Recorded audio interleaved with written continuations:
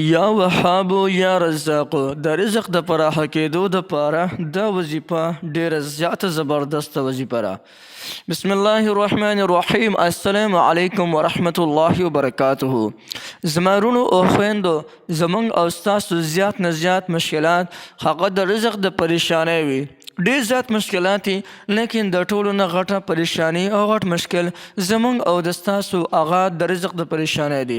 زموږ روزي لنډ او تنګه وي. دې د وجې نه موږ د ډېر پریشانو سره مخامخ یو. کله کله مدني کور ته ډېره زیاته کمه راځي او خرچه د کور ډېره زیاتې. دې د وجې نه د کور په کور کې د روزي لنډه تنګه شي. لیکن نن د یا وهابو یا رزاقو داسې زبردسته وظیفه ده. دواړه د الله جل جلاله نومونه دي. رزق ورکوونکی ذات، هر څیز ورکوونکی ذات. دغه ډېره ښکلې زبردستې معنی راځي.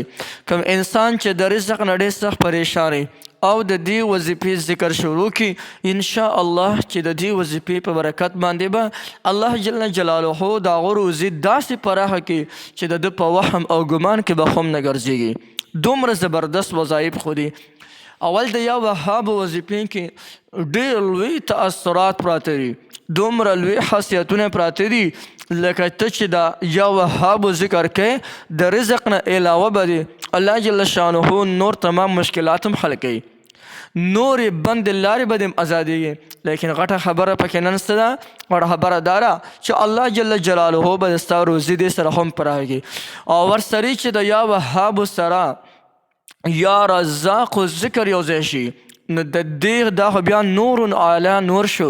یعنی د دې هغه نورانیت په څو چنده باندې زیات شو، فضیلت نور هم زیات شلو.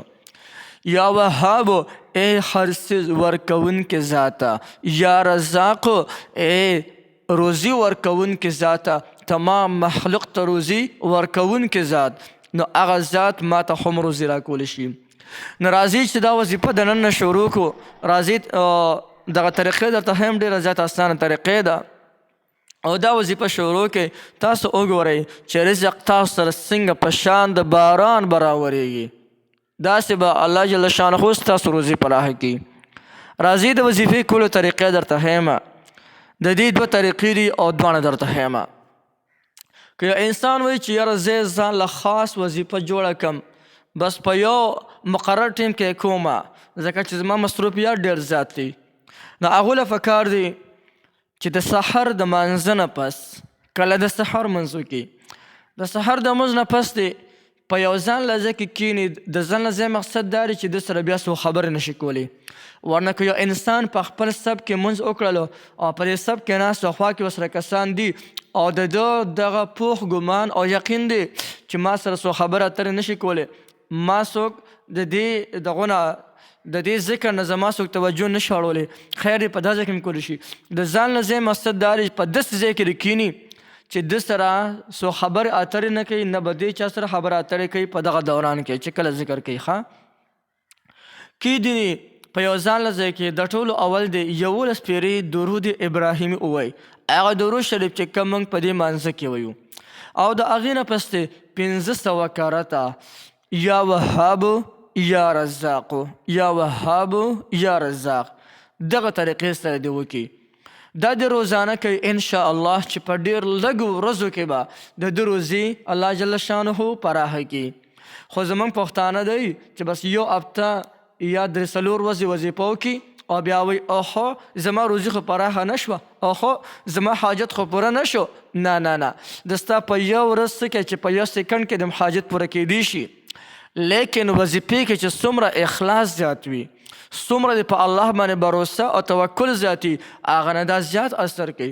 او زه صرف چې د اسماء حسنا یعنې د الله جل شانه نومونه شیر کومه، ولې چې په دې کې تأثرات د حد نه سیوا دي. نو دې د وجې نه زړه به ورته نه تنګوي. د هر تورې شپې نه پس سپین سحر راتلونکی وي. داسې نه ده چې ټول عمر به په تا باندې دغه تکه توره شپه وي. نه، دغه تکه توره شپه به یو ځلې سبا شي او د خوشحالۍ سپین سحر به په تا روحېږي. یعنې دا وظیفه جاري ساته. ممکنه ده چې په یو ورځ کې د ستا د حاجت پوره شي، د روزي دې پراخه شي، داسې پراخه چې د ستا په وهم ګمان کې هم نه خلکو له بیا ورکې دونه پراخه شي. او ممکنه ده چې یو هفته کې 2 هفتو کې بلکې چې یو میاشت وکړه یو میاشت کې دنه به انشاءالله د ستا تمام حاجتونه پوره شوي خصوصا د روزې والا مسله دا به د ستا حل شوي خو اخلاص پکې شرط دی چې څونه په اخلاص سره ووې نو هغه نه کوي او که چاته د سحر د مانځه نه پس ګرانه وي نو هغه له پکار دي چې د ماسخوتن د مانځه نه پسې همدغه ترتیب سره وکړي یعنی داسې ځای به منتخب کړي چې هغه ځای کې د ده توجه بل طرف ته نه اوړي ټوله توجه به الله طرف ته ښه او د ذکر طرف ته وي او کله چې دا ذکر کوي نو دا معنی یې په یاد کې ساتئ ذهن کې یاد ساتئ یا وهاب معنی ده هر څیز ورکوونکی ذات او یا رزاق معنی ده ټول مخلوق ته روزي ورکوونکی ذات هغه الله جل شانه دی نو په خولې باندې دا ذکر کوي لیکن په زړه او دماغو کې دغه معنی ځان سره حاضر او ناظر ساتئ حاضر ساتئ ځان سره انشاءالله چې په لږ وخت کې به د ستا د حاجت پوره شي نو که چاته دغه ټیم کې ګرانې د ماسخوتن مانځه نه پس دی کوي او چې کله ذکر نه فارغ شي نو د دې دغو نه فارغ شي وظیفې نه نو بیا د هغې نه پس لاس پورته کړي او کم حاجت وي مثلا د ده د رزق مسله ده نو د رزق دپاره لاس پورته کړي د واده غواړي الله جل شانه خو به روزي پراخه کړي او که یو انسان ته دغه ټیم کې هم ګرانې وي یاره ما سره دونه وخت نشته نو بیا هغه له پکار دي چې د ده څومره قوت او طاقت وي